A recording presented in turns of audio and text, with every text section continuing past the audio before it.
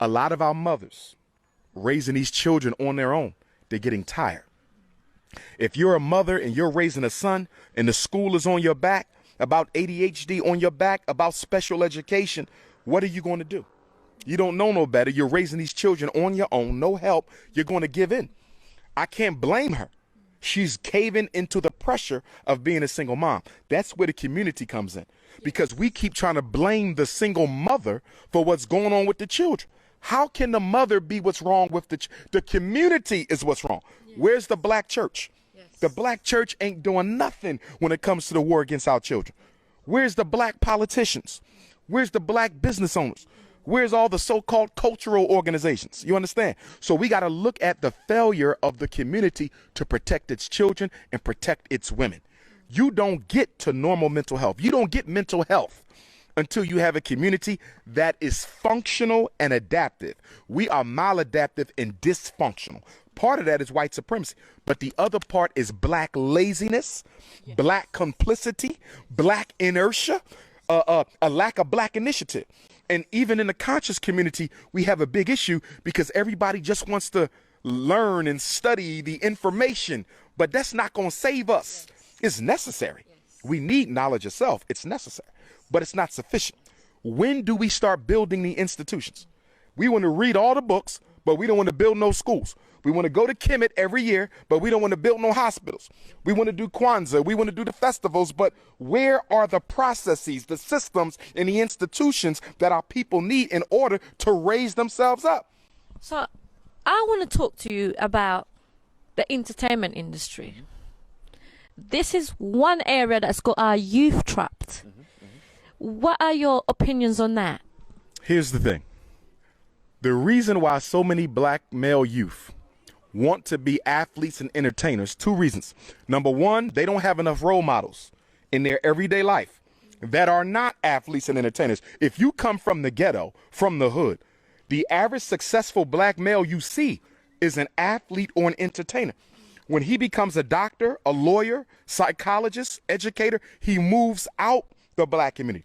So our boys don't have everyday black male professionals to admire and emulate. The only thing they see is the athlete and the entertainer. So that's one reason. So we got to look at the black professional males who are vacating the hood, leaving these boys with the opinion that the only thing I can be is a basketball player, football player, or a rap star. So that's number one, our fault. Number two is the system. Our boys are deliberately undereducated, miseducated, psychiatrically emasculated, special educated, juvenile incarcerated, prematurely exterminated. So when you go through the white man's educational system, he works to disable you. He works to kick you out. He works to put you out. So if I'm a black boy and I don't like the way I'm being treated in school, I'm going to drop out. If I'm a black man and I don't like the way I'm being treated working on my master's or my doctorate degree, I'm going to quit. So it's not that the black boy doesn't want to do better. It's not that black men don't want better. It's the racism that you have to deal with. Take me. I went to a white medical college for my doctorate degree in Philadelphia. The chair of the department was an Italian. The chair of the clinical program was a Jew. The director of training was Jewish. The director of the Center for Brief Therapy, she was a Catholic. The guy who had to oversee my therapy trials to evaluate how I was doing in therapy, he was an Anglo-Saxon who found out who I was, who tried to kick me out the program. They tried to separate me from the program because of who I was. You understand? So if it wasn't in me to win it, I would have quit. Because they had disabled so many other black men. They were calling me, Dr.UMAR, I need to talk to you. They kicked me out. They kicked me out. You understand? So it's hard for a black male to make it with all the racism that he faces. Here's my thing. Why do our children even have to try to survive in a white reality? Why are we putting that on them to go to college and try to get a job with white folk? Why they got to go to college at all with white folk? Why we don't have our own institutions, our own economic reality, our own political system, our own economic order? Our kids should not be told, go to college, learn from these white people, and then they're going to give you a piece of paper and then try to go and get a job with the same white folks. That's not fair, because them white folks are going to look out for white kids first. Look at the unemployment. Half the black men are unemployed. New York City, half the black men are unemployed. Toronto, Canada, half the black men are unemployed. Let's go to Jamaica in the Caribbean, half the black men are unemployed. Look, miseducation and economic destabilization, that's what creates poverty, that's what creates crime, and that's what creates all these mental problems that we're dealing with. So, Dr. Umar, we know the problems that penetrates our community. Now, how do we exterminate this? By taking our community to become unified. I mean, we know the struggles, so how do we implement now? Unity is not a simple thing, especially with oppressed people. The problem with oppressed people is that oppressed people don't respect the opinions of other oppressed people. That's our contradiction. We in the same condition. And because we in the same condition, your opinion don't mean anything to me. You understand?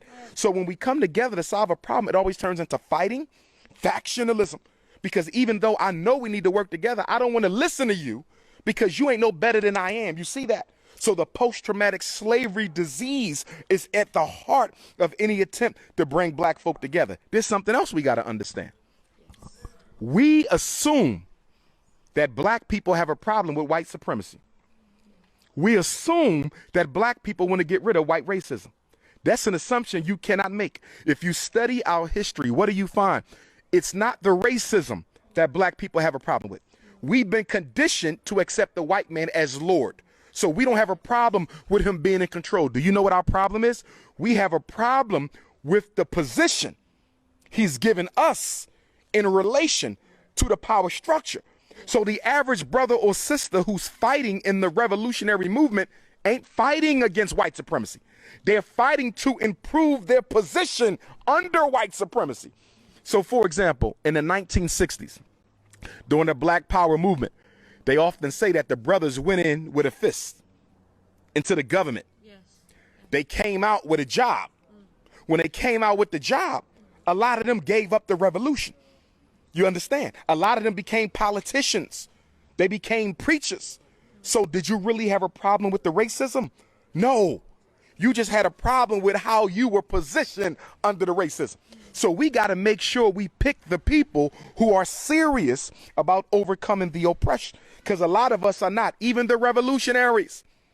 Talk is one thing. Culture is one thing. Knowledge itself is one thing. Having the courage to speak truth to power, willing to sacrifice life, limb, and money in order to improve your situation, that's something totally different. You understand? I understand. And the last thing I would say to that is the children are the solution, not the problem. Here's the problem. Baltimore, Ferguson highlighted something. I was in Baltimore right after the riots. I had a town hall. We have an intergenerational divide that is not just about age. We do have a youth elder thing, yes, but that's not the issue. Not the you know what the primary issue? You have a courage divide. In other words, the children are willing to go to jail. The children are willing to stand up to the system. The children are willing to die for freedom, but the adults are not. When you looked at Baltimore, they told our brothers, stop rioting, and it wasn't a riot, it was a rebellion, but they said, stop rioting, go home. They didn't say we're going to do anything about the police brutality. They didn't say we're going to do anything about the schools. We're not going to do nothing about the racism in Baltimore that has the white folk getting the biggest share of the economic pie in Baltimore. That Baltimore rebellion was breathing for years. That was just the catalyst. But my point is, the children were in the street. The adults were afraid. The adults wanted no part of it. I have a job. I have a retirement. I have a car. I have a house. I know they wrong, but I'm not going to get involved. So we got an issue where the children are fighting without the support of the adults because the adults are scared of white people and the children are not. Systematic oppression. So thank you so much for that opinion. I mean, what do you think about tribal segregation? I mean, in our community, in our African communities, we also have that tribal segregation. That's all. Yeah. I'm going to go back to garveyism. The philosophy of race first. If we put the race first, these other issues don't count. Light skin, dark skin don't matter when you Pan-African. Muslim, Christian don't matter when you Pan-African. Rich, poor don't matter when you Pan-African. Jamaican, Philadelphian, black, British don't matter when you Pan-African. So my thing is, go back to garveyism. Go back to the foundation. Put the race first, put the religion second, put all the fraternities second, and then we come together under who we are, our shared collective racial history. That's what makes us. We came out of our mothers as Africans. We chose to be Christian. We chose to be Muslim. We chose to be black, British, black, English. That's superficial. That ain't skin deep. It's a label. But being African goes to the DNA. Being African is in a chromosome. Being African is in the blood. So we say go to race first, and you cut all that out. Fantastic. Last but not least, I'm not going to keep you long because I know people are waiting for you. What message would you like to give to the youth out there? Here's the thing I would like to say to the youth. Rebellion, violent or nonviolent, is a necessary first stage to any serious push to change one's reality. You've never seen any group in world history get anything without pushing back against the system of oppression. There's no such thing as changing anything without some form of rebellion, violent or nonviolent. So I want the youth to know that they're not wrong with what they did. They're not wrong, okay? Just like y'all had the rebellion here a couple years ago based on the same situation. Police murder. You see, that is necessary. And we have to stop telling the children it's not because we scared to go to jail. It's necessary. You see. But I want the youth to understand that after you tear down, after you push, you have to construct and build something. So my thing is, make sure you're planning the construction after you've taken care of the destruction. Because if all you're going to do is tear down and you're not going to replace anything, at the end, you're reactionary. You're not being proactionary. They also need to recognize that all great African men and women throughout history did three things. They studied, they struggled, and they disseminated information. They studied. You got to be knowledgeable. They struggled. They fought back against the system and defended their people, and they disseminated information. They made sure they educated other people. So the youth have to make sure they're doing those things. The study group, we got to bring the study group back. The think tank, we got to bring the think tanks back. The hard copy newspapers and magazines, that was a vehicle for intellectual revolutionary thought. We got to bring that back because that produces collective consciousness. But the adults have to help the youth, stop condemning the youth, and stop judging the youth because you scared of white folks and they not.